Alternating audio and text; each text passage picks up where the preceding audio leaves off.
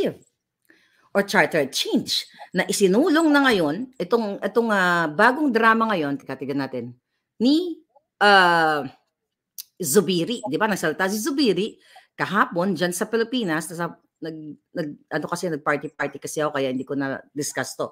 But anyway, na sinasabi dito ni Zubiri na ayaw ni Kuting nitong People's Initiative na ito. Okay? So hindi ko nababasahin yung mga drama yung lahat ng speech ni Zubiri. Basta ang pagkakaintindi natin doon, pagkakaintindi ko, nag-usap si Kuting, si Tambaloslos, heated conversation, na wag ituloy ang People's Initiative yan kasi hindi maganda. Dapat ito yung isinusulong ni Zubiri. Okay. Ganito lang naman ang comment ko dyan.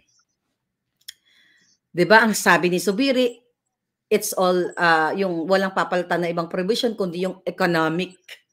Diba? Yung economic part of the provision. Education, ano pa ba sinabi doon? Yeah, yung pagpapalago ng ating bansa. Okay, ito lang yan, mga kababayan. It's all bull. Okay?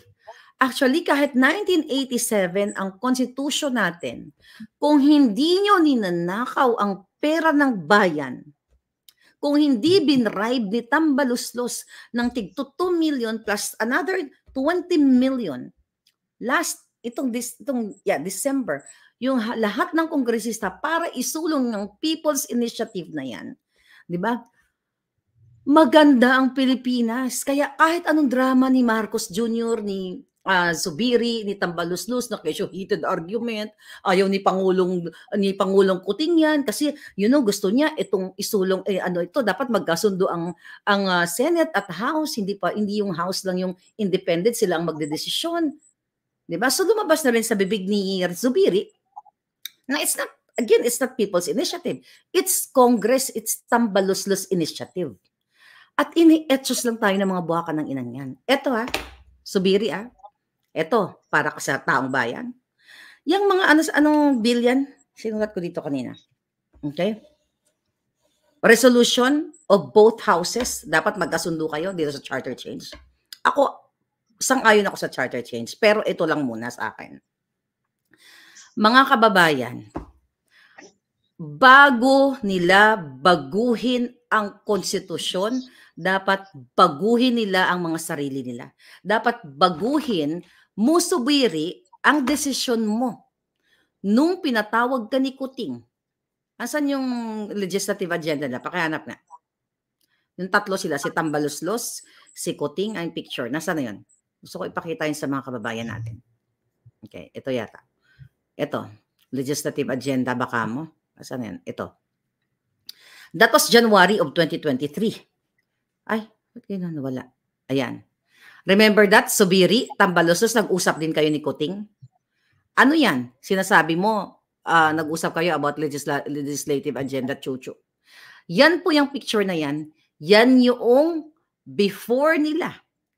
Ikinansela o kinansel totally ang hearing kay Michael Ma tungkol sa smuggling dahil business partner ni Lisa at ni Marcos Jr. at ni Martin Araneta ang smuggler na pinangalanan sa Congress na si Michael Ma. Kaya yung mga bill na yan, mga jotahan na yung mga charter change na yan, actually, maganda lahat yan . Diba? Napakaganda lahat yan kung basahin mo.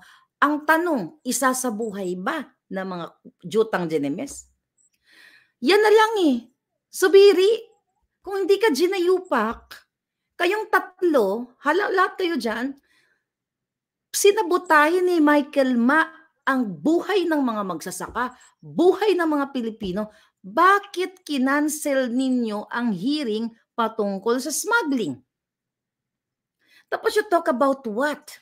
Isulong ang charter change. Yung dapat both houses ay mag-agree. Sabi ko nga, napakaganda. Bakit hindi nyo isulong na itigil yung kasi kasama din yata si Sandro sa meeting, right? Tapos si Kuting hindi naman nagsalita, walang speech siya about sa litanya ni Zubiri. Galing lang sa mouth ni Zubiri na, gusto ni Kuting, ganyan, at na dapat ang Congress at Senate magkasundo sila, at dapat itong i-make sure, sabi daw ni Kuting, i-make sure na yung ownership ng land, 'di ba? Dapat hindi niya sinasang-ayunan na mag-aari ang mga banyaga, mga ganon, o mga foreigners. Ako mag-agree ako diyan. Ako din ayoko ng ganon. But mga kababayan, itong lahat ng kaputahan ni Kuting at ni Lisa, lahat ito'y mga litanya, mga letra-letra lang, mga script lang, mga palangga. Kasi kung gusto ninyong mga hinayupak kayong lahat na nakikinabang sa kaban ng bayan, kahit nasa 1987 Constitution tayo ngayon, kung hindi din binibili ni Sandro ng babae para iregalo sa mga makyoho na kongresista during Christmas, based sa ating information na nakuha sa Congress, sana yung perang yun, yung pinaraffle mo tambaluslos, yung 2 million na binigay mo na regalo na pamasko sa mga kongresista, ilan ang Congress? 300 plus, that's 600, almost 700 million pesos. Bago pa sana pumunta yung mga foreign investor dito, locally, we can invest that money, hindi i-invest sa bulsa ng mga inayupak na bayarang kongresista. Ini-invest, di ba, prior to that, nagbigay pa si Tambaloslos ng pang-shopping sa Dubai sa mga kongresista. Nagbigay pa ang Congress, doon nga sabi ko, 20 million each sa mga kongresista through AX, di ba, through tupad, kapag pinush ng kongresista na makapagpapirma dito sa People's Initiative. Ito, hindi natin sa ngayon, hindi ko sinasabi hindi tayo kailangan ng foreign investors. Kung tutuusin, kung hindi nyo nanakawin yung perang yan at ilagay sa mga livelihood programs, infrastructure, school, healthcare, lahat na, 'di ba? Skills training, yung pagtitrain sa ating mga workers, sa ating mga kabataan para mahubog sila, mahon ang kanilang talent kung ano man mga aspeto ng buhay nila, yung interest nila sa buhay nila. Kung binubuhos niyo yan muna, imbis na magtalo-talo kayo dyan sa charter change na yan, unahin nyo munang baguhin ang mga hinayupak nyong mga sarili, itigil yung pagbibili ng mga bahay sa iba't ibang bansa, yung presidential advisor, assistant mo Kuting na sila Dameo na bumili ng 1 bilyong bahay sa Forbes Park, di ba? Ayon sa ating puting ahas, yung Chief of Staff mo Sandro na si Yeye Vivas, si Jay Santiago ng Philippine Ports Authority, si Altenco na kasabwat muli sa Tambaluslos sa pagsingil ng bribe sa Okada, which is hawak ko rin ng ebidensya. Okay? Di ba? Tina-challenge sila dyan, kasuhan ninyo ako. Ayan, foreign investor na. Si Okada, Kazuo Okada.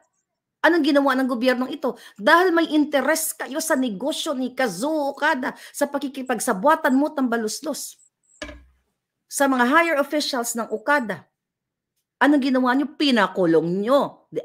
Inaresto nyo, kinasuhan nyo, tinaniman nyo ng kaso, di ba?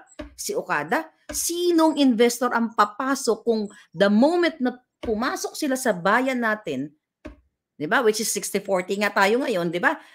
May local partner sila, tapos pag nakita niyo ng booming yung negosyo ng mga foreigners, gigipitin nyo, gagamitin nyo ang batas, gagamitin nyo ang konstitusyon, babaliin nyo bubutasin nyo ang batas. Tapos you talk about foreign investment, foreign direct investment.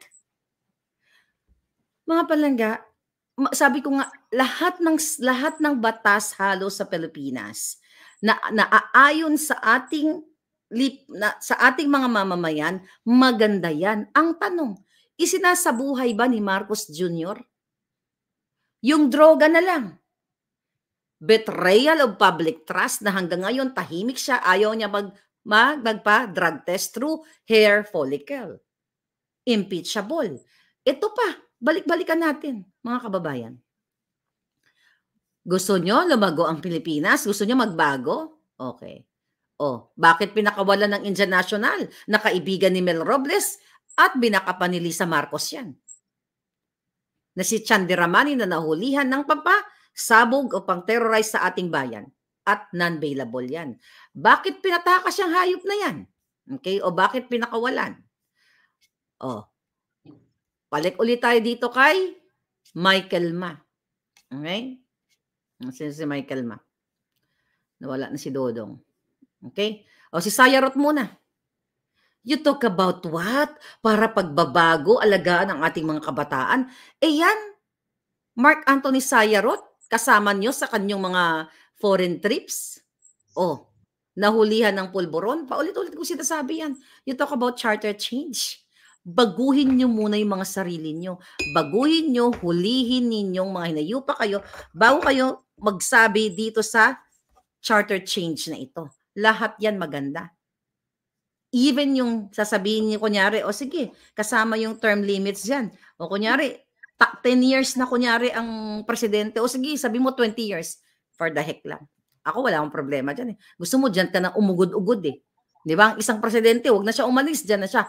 As long as ang ginagawa ng presidenteng ito o ng kung sino mang leader na ito ay para sa Pilipino. Hindi, huwag na tayong baguhin. Kung bonggang-bongga ang Pilipinas is napakaganda na, di ba? Nagulat na lang tayo, nalagpasan na natin ang Europa, ang Japan, ang China, ang Amerika, di ba?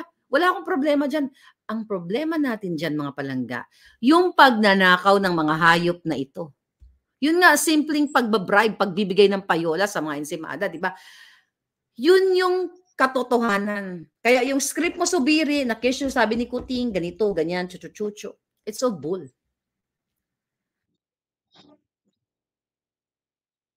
Droga ng presidente, question mark, totoo ba yun o hindi? Because we cannot go on with the country and our leader has a hanging question na hindi pa sinasagot hanggang ngayon. Hindi pa sinasagot kung siya ay talaga nagte-take o hindi. A simple, hindi totoo yan. O magpapadrag test ako is a good answer and acceptable to the Filipino people. Pero wala hanggang ngayon eh. Kaya nga iniisip, parang totoo yung parang totoo yung claim. Totoo yung chismis, yung marites, totoo, whatever it is. Pero it has come to the point now, today, ano ba ang petsa ngayon? January 13. 13 ba? 15. It has come to a point na whether totoo yung video or hindi, nakakatakot kung we will proceed until 2028 na there is a question mark doon sa presidente natin kung user ba siya o hindi. May kapartner ba siya, katandem ba siya ng mga drug lord o hindi. Because nakakatakot isaalang-alang ang future ng bansa natin sa isang leader na may question mark sa drug use. Malinaw yung posisyon ko. Number 2 posisyon ko, resolution number 10. Hanggang ngayon, wala pa rin sagot yung Senado at saka yung Congress. Ang dami ng mga statement na nadinig. Pero hanggang ngayon, wala sagot yon. Mali yung resolution number 10. Hindi, tama yung resolution number 10. Tanga yan si Enrique. Gago yan. Tanga, bobo. Pati yan si Sas. Tanga yan, bobo. Yung mga nagsasabi tungkol sa resolution number 10, tumahimik kayo. Hindi kayo marunong. Ito, tama yan. O, kita niyo yung COA. Sinasabi, tama yan.